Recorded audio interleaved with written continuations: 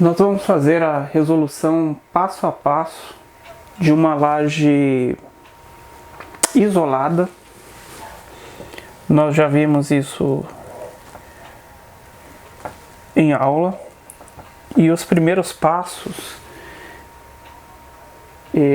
será uma revisão, tendo em vista que nós já vimos isso no decorrer do primeiro trimestre, mais ou menos para o finalzinho, né, quando a gente tratou de carregamento.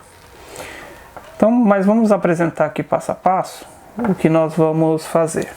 Então vai ser uma laje isolada, né, cujo lado maior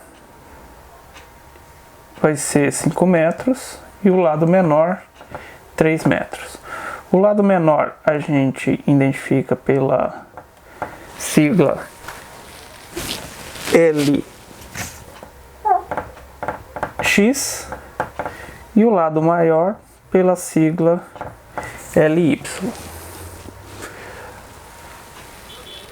Nós vamos fazer uma laje do tipo laje de piso. Não vai ter nenhuma laje vizinha, pois é uma laje isolada, sozinha. Essas medidas são as medidas de eixo dos apoios. Portanto, trata-se do vão teórico, isso aí a gente já viu também. E sobre essa laje terá um contrapiso de 3 centímetros, piso cerâmico,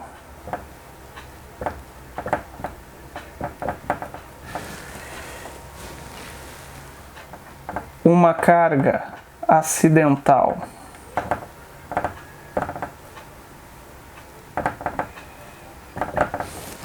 de 2 kN.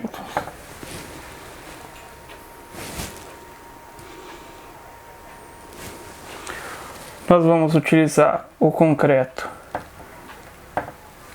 de 20 MPa, né, classe 20. Né. O aço será o CA60 e o D-linha, ou seja, o cobrimento mais a estimativa aí de distanciamento até o centro geométrico da barra que nós vamos calcular é de 3 centímetros, né? Então, D-linha, que tem o mesmo significado do que a gente usa em vigas. Então, essa é a proposta. Então, vamos para a resolução do primeiro passo.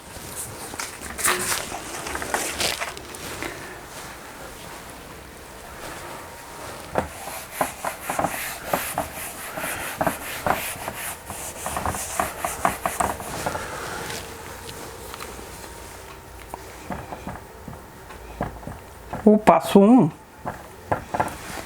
é a gente calcular a espessura da laje.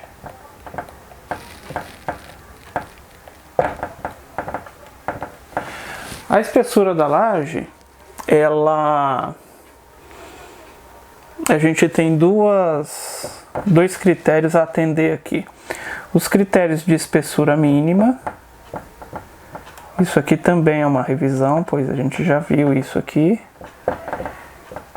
Os critérios de espessura mínima, que são critérios de norma. Estão na NBR 6118. Basicamente, você tem as lajes de cobertura, piso, balanço e com trânsito de veículos.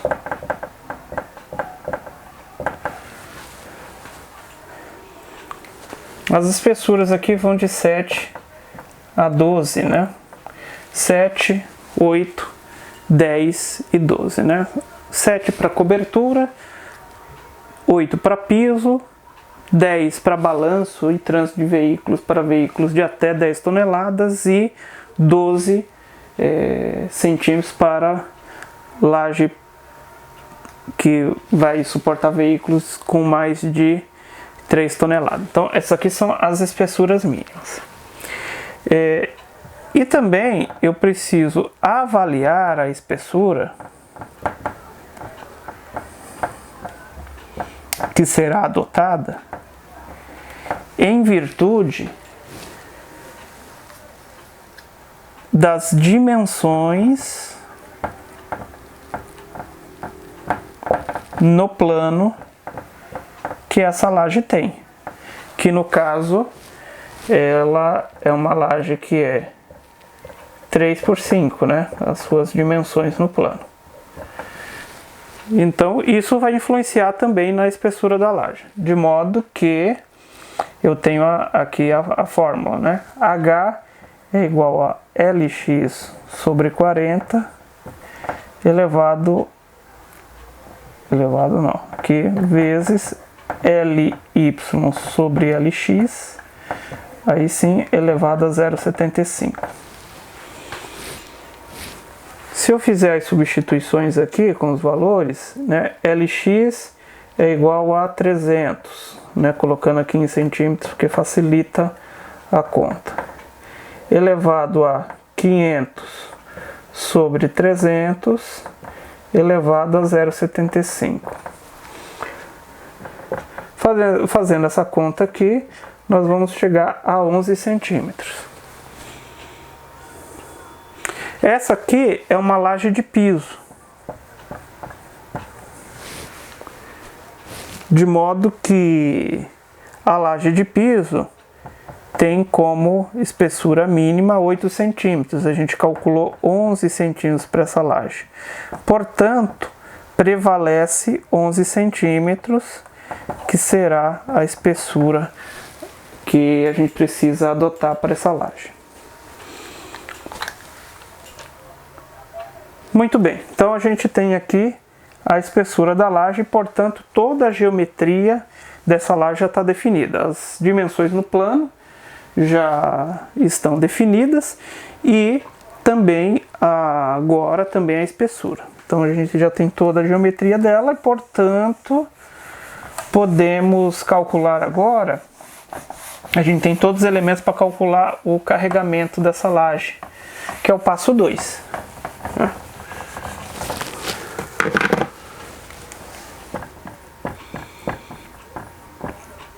Passo 2, o carregamento.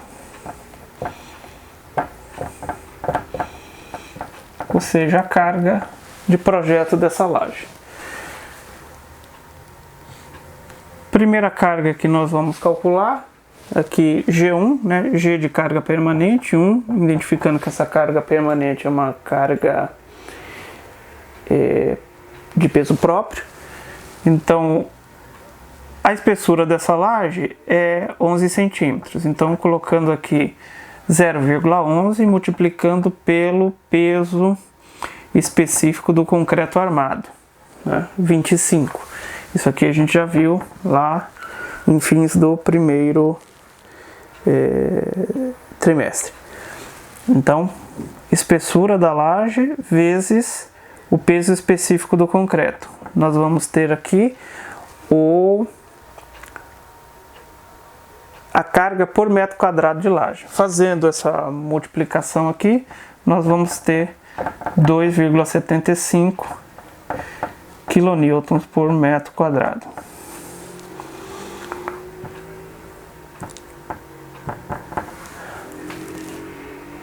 Uma outra carga permanente, só que não é de peso próprio, né? É de outros elementos fixos da construção, que é o contrapiso. No enunciado, nós vimos que nós tínhamos um contrapiso de 3 centímetros, então aqui colocando em metros, para que a gente tenha a carga por metro quadrado.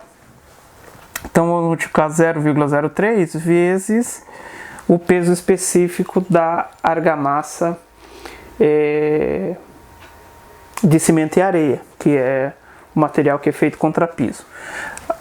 O peso específico da argamassa de cimento e areia é 21. Então, multiplicando aí 0,03 vezes 21, nós temos 0,63 kN por metro quadrado. Outra carga permanente que a gente tem é do piso cerâmico.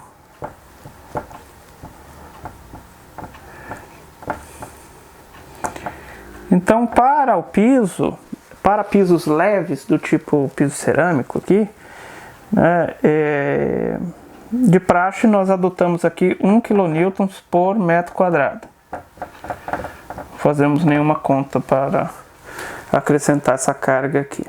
Essa aí é até uma carga um pouquinho maior do que normalmente se tem para esse tipo de piso.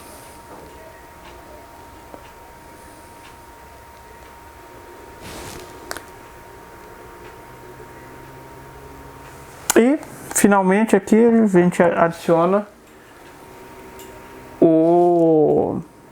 a carga acidental,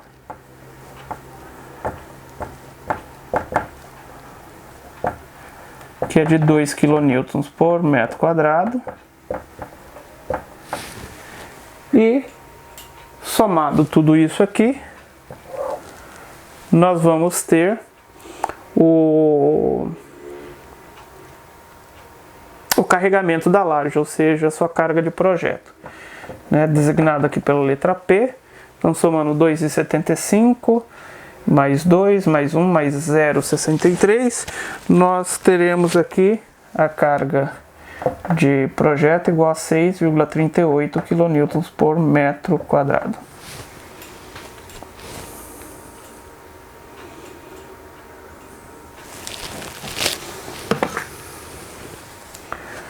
Então, estamos concluindo aqui o passo 2. Este aqui é o valor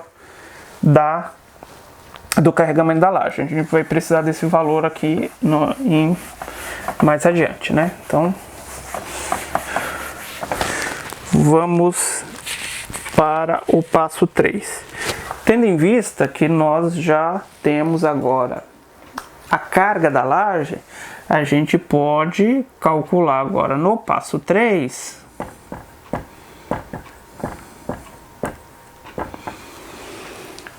os esforços a que essa laje estará submetida, né? Então, o esforço a que a laje estará submetida, visto que ela recebe carregamento transversal, mesmo sendo uma placa, né, diferente das vigas que são elementos lineares, mas ela também recebe carregamento transversal. Então, ela está sujeita a momentos fletores como seu principal esforço, e aquele que a gente precisa adicionar armadura para vencer o esforço no concreto armado. Então, o momento fletor é vencido pelas armaduras. Então, a gente precisa calcular estes esforços para calcular as armaduras que vão na laje. Muito bem. Diferente das vigas, a laje a gente precisa... a gente não consegue calcular, melhor dizendo, por meio das equações da estática, como vocês viram o ano passado em MES, né, fazendo a somatória das verticais, a somatória das horizontais, para poder obter as reações de apoio e a partir desses valores poder determinar os diagramas de cortante e momento fletor. E, com as lajes sendo uma placa, nós teríamos mais incógnitas do que as duas, né, que nos possibilita as três equações da estática, e portanto fica insolúvel o problema com contas simples. Então requer outro tipo de tratamento matemático. Para facilitar o uso mais comum, assim, um cálculo manual, foram produzidas tabelas que apresentam coeficientes que a gente pode transformar em momentos fletores para placas, no caso das lajes. A gente usa as tabelas de Kizern, e essas tabelas eu preciso primeiro identificar o caso de vinculação, ou seja, se a laje, qual é a configuração dela no pavimento, como elas se interrelacionam com outros painéis de laje no mesmo pavimento. Ela tem laje vizinha, não tem? Por qual dos lados ela tem lajes vizinhas? Porque nessas ligações haverá momentos negativos. Então a gente precisa identificar isso e usar a tabela correta para cada caso.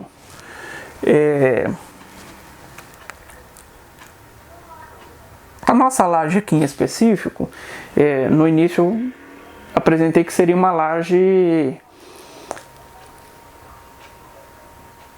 isolada, ou seja, ela não tem lajes vizinhas, ela só tem um único cômodo e tem uma laje. Então, este é o caso 1. Nós vamos procurar na tabela do caso 1. Na tabela do caso 1, como nas demais tabelas, eu procuro por um índice da laje que é determinado a partir das suas dimensões, que a gente chama de índice lambda.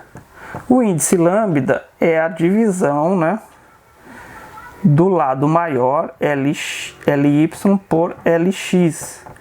No nosso caso, a laje tem 5 metros, né, seu lado maior por 3.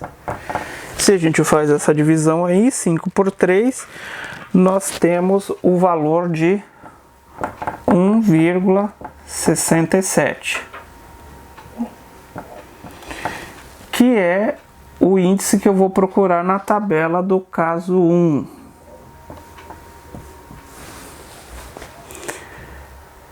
E aí na linha onde eu tenho, né, o índice lambda estará na primeira coluna da tabela. E aí na mesma linha que eu encontrar o índice lambda 1,67, eu vou procurar alguns coeficientes correspondentes a esse lambda 1,67. São os coeficientes αx, αy, βx e βy. Sempre eu vou procurar esses coeficientes. Os coeficientes alfa são usados para eu determinar os momentos fletores positivos e, portanto, as armaduras positivas, e os coeficientes beta para eu determinar os momentos negativos e, por sua vez, as armaduras negativas. Procurando na tabela do caso 1, no índice lambda 1,67, nós encontramos como αx o valor de 11,38, de αy o valor de 23,50 e o βx e βy nós não temos nessa tabela, né? Não é que esses coeficientes são zero, eles não têm. Por quê? Porque na tabela do caso 1, significa que a laje que é atendida por essa tabela não tem lajes vizinhas. Portanto, eu não tenho momentos negativos para calcular, né? Eu não tenho momentos de ligação entre lajes. E, portanto, eles não são calculados. Com esses fatores aqui, nesses coeficientes que eu achei na tabela, eu posso agora calcular os momentos fletores. Os momentos fletores eu determino a partir da expressão, né? MK vai ser igual, né? MK de momento característico, numa determinada direção, x ou y. Aqui vai ser igual a carga da laje, P, vezes Lx ao quadrado, sobre cada um dos coeficientes que eu tiver. Que cada um vai me designar um esforço numa determinada direção. E este momento se será positivo e negativo, né? Então, no caso do nosso exercício aqui, nós estamos calculando apenas os momentos fletores positivos, pois os negativos não se aplicam nesse caso. Então, usando esta expressão aqui, né, nós vamos substituir aqui, vou apagar aqui para dar espaço para calcular os dois, né? Então, eu vou calcular aqui o MKX, que vai ser igual carga da laje. Então, lembrando lá o P do passo 2, 6,38 vezes 3 ao quadrado, 3 é o lado menor da laje ao quadrado, dividido aqui por alfa x. Então, 11,38. Então, o MKX vai ser, né, resolvendo aqui esta conta, vai dar 5,04 kN metro, né? Kilonewton aqui vezes metro, que é uma unidade de momento, né? Então é força vezes comprimento aqui, distância. E o MKY.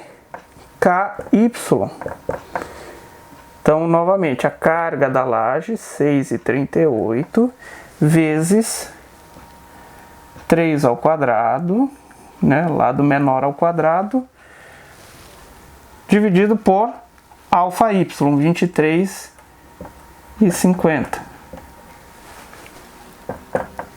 Resolvendo essa conta aqui, nós teremos 2,44 kN metro.